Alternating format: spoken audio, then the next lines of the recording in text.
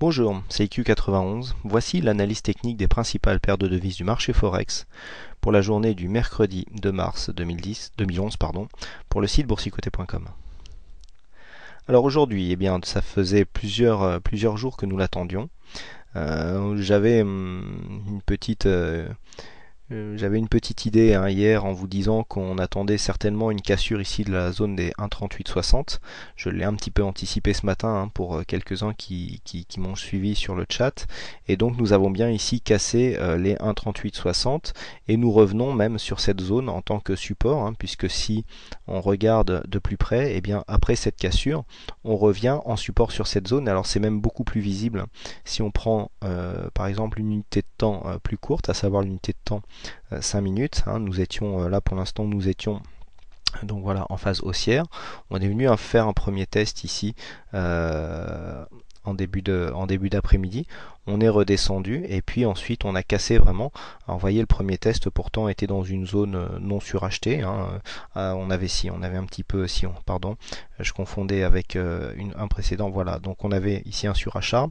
Donc on a cassé, la cassure a avorté. On est venu ici rechercher, regardez, c'est très net, les 1,3840 ici qui avait été le support de cette première phase de hausse qui a duré toute la matinée. Ici, paf, on vient plafonner sur les 38,40. On revient ici chercher un support, un peu de souple, et puis quand on remonte, on casse ici cette zone des 1,3860. Ici on est suracheté. On revient chercher un peu de souffle sur le support qui était l'ancienne résistance. Vous voyez ici, si on trace la ligne, ça correspond tout à fait. Voilà, ici on a la résistance donc du premier mouvement. Ici on revient chercher le support et on repart en tendance. Donc là c'est tout à fait net. D'ailleurs ce mouvement nous a permis de valider un signal qui était donné sur l'analyse Forex, qui est diffusé tous les soirs, donc analyse écrite. Dans le menu, vous allez sur Forex et vous allez voir analyse euro-dollar. Donc ce signal était donné, ça faisait plusieurs jours qu'on l'attendait. Ici on a une cassure des 1,3860, on revient ici en support, le stop était un 1,3835, donc on était juste en dessous, si des fois la cassure avortait. Et puis on revient ici se rappuyer donc sur cette zone. On monte, ici on monte tout doucement, ici paf à 1,3885, on est venu financer le stop, donc le financement du stop nous donne l'assurance de sortir au pire sur un trend neutre, et puis ensuite on vient reprendre un peu de souffle et regarder encore une fois, le mouvement est bien respecté, puisque ici sur la zone des 1,3863 qui correspondait quasiment au plus haut de ces bougies, malgré une petite attaque, on vient ici s'appuyer sur la même zone, ici 1,3863, donc encore une fois un overlap, qui vient ici retrouver une ancienne résistance comme support. Pour l'instant on n'est pas reparti en tendance, puisque maintenant il faut confirmer le mouvement en dépassant ici la zone des 1,3890 qui correspond ici au plus haut de cette phase haussière.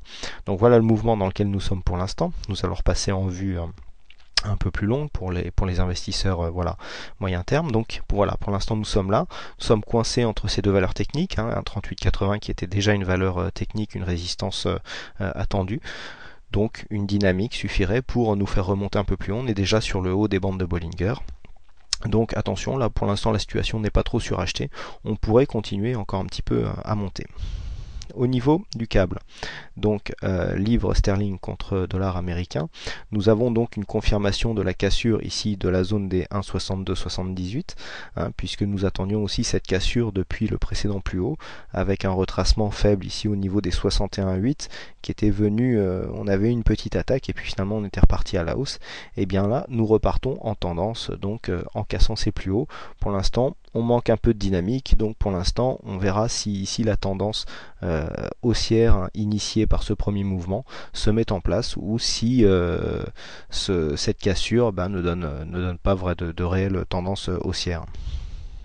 Au niveau du dollar yen, alors nous avons une confirmation donc de la cassure de cette zone des 82, puisque regardez, nous sommes venus nous appuyer là sur la résistance baissière, un rebond, on revient chercher ici une zone de support, et on a l'impression que cette zone de support pour l'instant arrive à stopper la baisse que nous enregistrons depuis maintenant mi-février. Alors d'un point de vue purement technique, les retracements de Fibonacci, à partir du moment où on a normalement cassé les 61,8, d'autant plus ici ils sont devenus résistance, hein, 82,20, normalement la probabilité nous dit qu'on devrait retracer 100% de la tendance, à savoir les 81,11. Alors ici comment dire, la situation technique est particulière puisqu'on a un plus bas qui n'est pas vraiment à la base de la tendance, hein, puisqu'à la base de la tendance on a un plus bas qui se situe plus vers ici 81,30. Donc on pourra dire qu'on pourra avoir ici, on avait un support à 81,40, donc le premier objectif se situera à 81,40 et on verra si les Fibonacci auront raison, nous donnent raison, et donc si on a ici une attaque du support des 81,11 points, hein, donc sur le dollar yen. Le dollar australien contre le dollar américain, eh bien bon bah suite à la tentative ici de cassure de la zone des 1,02, on redescend, on vient chercher ici la zone des 1,0185 en support, hein, zone qui avait déjà été testée ici sur un support mineur sur cette bougie fin février.